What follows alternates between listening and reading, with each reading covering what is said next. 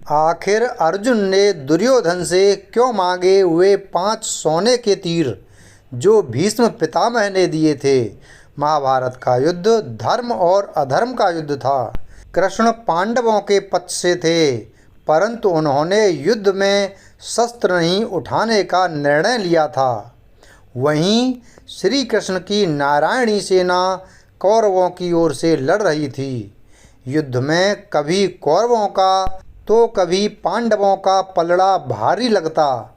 महाभारत के युद्ध में कुरुक्षेत्र की रणभूमि पर श्री कृष्ण ने प्रत्यक्ष रूप से शस्त्र नहीं उठाए, लेकिन अर्जुन का सारथी बनकर श्री कृष्ण युद्ध भूमि में अर्जुन का मार्गदर्शन करते रहे। द्रौपदी के भाई धृष्टद्युम्न पांडवों के सेनापति थे। वहीं कौरवों की तरफ से गंगा पुत्र भीष्म सेनापति थे। उनके नेतृत्व में युद्ध लड़ा जा रहा था। कौरव दल पूर्ण बल से युद्ध करने के बाद भी 5 पांडव में से किसी का भी बाल भी बांका ना कर पा रहा था। कौरवों के प्रधान सेनापति भीष्म 10 दिनों तक पांडव सेना पर भारी पड़े थे। प्रतिदिन भीष्म हजारों सैनिकों को मार रहे थे, परंतु दुर्योधन भीष्म पितामह पर कहीं ना कहीं संदेह कर रहा था। उसे लग रहा था कि भीष्म पितामह जानबूझकर पांडवों का साथ देते हैं और उन्हें मारना नहीं चाहते। यही सोचकर एक रात दुर्योधन भीष्म से सीधे बात करने के लिए उनके पास शिविर में पहुंचा। जब दुर्योधन भीष्म के शिविर में पहुंचा तो देखा भीष्म चिंतनशील होकर शिविर में बैठे थे। यूं आधी रात को दुर्योधन को अपने शिविर में प्रवेश करते हुए देख भीष्म हैरान हुए। उन्होंने दुर्योधन से शिविर में आने का कारण पूछा। दुर्योधन ने गुस्से में कहा, पितामह, आपके मोहपूर्ण अन्याय के कारण मैं आधी रात को आपके शिविर में आने के लिए विवश हुआ हूँ। आप अगर पूरी कर्तव्य निष्ठा और मोह रहित होकर पांडवों के साथ युद्ध करते तो शायद मुझे यहाँ आने की आवश्यकता नहीं पड़ती। युद्ध शुरू हुए 10 दिन बीत चुके हैं, लेकिन आप अभी तक पांडवों को पराजित नहीं कर पाए हैं। आप संसार को दिखाने के लिए युद्ध का अभिनय कर रहे हैं। आप आज भी पांडवों से अति प्रेम करते हैं और आप मेरे सेनापति होते हुए भी पांडवों को युद्ध जीतते देखना चाहते हैं। अपने बारे में दुर्योधन के मुख से ऐसी बात सुनकर पितामह भीष्म बहुत दुखी हुए। दुर्योधन के मुख से कटु वचन सुनकर भीष्म ने दुर्योधन से पूछा, तुम क्या चाहते हो पुत्र दुर्योधन? दुर्योधन ने कहा, पांडवों की मृत्यु, और इसके लिए आपको अपनी दिव्य शक्तियों का प्रयोग करना होगा। पितामह भीष्म ने अपनी शस्त्र विद्या का प्रयोग करते हुए सोने के 5 अचूक तीर निकाले और इसे आमंत्रित करके बोले, दुर्योधन, तुम व्यर्थ में संदेह करते हो। इन बाणों से कोई नहीं बच सकता। कल का दिन युद्ध का अंतिम दिन होगा। एक ही दिन में 5 पांडवों को इन बाणों से समाप्त कर दूंगा। फिर पांडवों के मरते हुए युद्ध का परिणाम तुम्हारे पक्ष में होगा। पितामह भीष्म की बात सुनकर दुर्योधन प्रसन्न हुआ, लेकिन अगले ही क्षण उसके मन में पितामह भीष्म के प्रति संदेह उत्पन्न हो गया। कपटी दुर्योधन भीष्म की बातों को सुनकर प्रसन्न तो हुआ, परंतु अब दुर्योधन को भीष्म की बातों में भी छल कपट दिखने लगा। दुर्योधन ने भीष्म से कहा, पितामह, आपकी योजना बहुत अच्छी है, किंतु मुझे फिर भी संदेह हो रहा है कि आप इतनी जल्दी और आसानी से पांडवों को मारेंगे।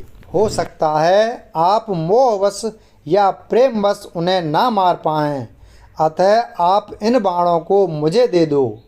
मैं युद्ध भूमि में आपको ये 5 बाण दूंगा और आपको आपके कर्तव्य की याद दिलाऊंगा। तब आप पांडवों का वध मेरे सामने कीजिएगा। दुर्योधन की बात सुनकर पितामह भीष्म ने 5 अभिमंत्रित बाण दुर्योधन को दे दिए। दुर्योधन अपनी संभावित जीत पर बहुत खुश था। वह बाण लेकर अपने शिविर में चला गया। भीष्म के शिविर के पास पहरा दे रहे पांडवों के एक गुप्तचर ने सारी बातें सुन लीं। उसने महाराज युधिष्ठिर को आकर सोने के बाण के बारे में सूचना दी। तब भगवान श्री कृष्ण भी वहीं थे। युधिष्ठिर ने भगवान श्री कृष्ण से कहा, हे गोविंद, पितामह के इन तीरों के प्रतिकार हम कैसे करें? इस बात को सुनकर श्री कृष्ण युधिष्ठिर संग तुरंत ही अर्जुन के शिविर में पहुँचे और अर्जुन को पूरी घटना बताई। श्री कृष्ण ने अर्जुन से कहा कि पार्थ, तुम्हें दुर्योधन से उन 5 बाणों को मांगना होगा। श्री कृष्ण की बात सुनकर अर्जुन ने अचंभित होकर पूछा, दुर्योधन भला वो तीर मुझे क्यों देगा? तब श्री कृष्ण ने अर्जुन को स्मरण दिलाया कि एक बार अर्जुन ने दुर्योधन को यक्ष और गंधर्वों के हमले से बचाया था। तब दुर्योधन ने प्रसन्न होकर अर्जुन से कहा था कि वो कोई भी कीमती चीज़ दुर्योधन से मांग सकता है। उस दिन अर्जुन ने बात को टालते हुए दुर्योधन से कुछ नहीं मांगा था। अब वो समय आ गया है। अर्जुन को श्री कृष्ण की बात सुनकर अब स्मरण आ गया। युधिष्ठिर की आज्ञा से अर्जुन दुर्योधन के शिविर में पहुँचे। दुर्योधन अचानक अर्जुन को अपने शिविर में देखकर सशंकित हुआ। अपनी शंका को छुपाते हुए जोर जोर से हंसते हुए दुर्योधन ने अर्जुन से कहा, आओ अर्जुन आओ, क्षमा मांगने आए हो क्या? तुम्हारे प्रिय पितामह ने जो तुम्हारी सेना के साथ किया उससे भयभीत हो क्या? इस रात्रि में आने का क्या कारण है? बताओ, क्या सहायता मांगने आए हो? अर्जुन ने कहा, भ्राता दुर्योधन, प्राणीपाद सही समझा आपने। मैं आपसे याचना करने ही आया हूँ, परंतु मेरे मांगने से पहले ही आप उसे देने के लिए विवश हैं। दुर्योधन हंसता हुआ बोला, मैं विवश हूँ अर्जुन। याचक विवश होता है, दाता नहीं। परंतु कोई बात नहीं, अबोध अर्जुन, तुम मांगो। अर्जुन ने दुर्योधन से वह 5 बाण मांगे, लेकिन दुर्योधन ने अर्जुन को मना कर दिया। तब अर्जुन ने दुर्योधन को क्षत्रिय धर्म स्मरण कराते हुए उस घटना को बताया, कैसे अपनी प्राण रक्षा के बदले दुर्योधन ने अर्जुन को कोई भी बहुमूल्य वस्तु देने का वचन दिया था। दुर्योधन ने अर्जुन से कहा, तुम कुछ और मांग लो, मैं यह नहीं दे सकता। तब अर्जुन ने कहा, यदि आप अपने वचन को पूरा नहीं करना चाहते तो कोई बात नहीं भ्राता। अब आपके पास कुछ बहुमूल्य है भी तो नहीं जो मांगा जाए। सामर्थ्य के अभाव में आपको पितामह के बाणों की आवश्यकता भी है। ठीक है, मैं चलता हूँ।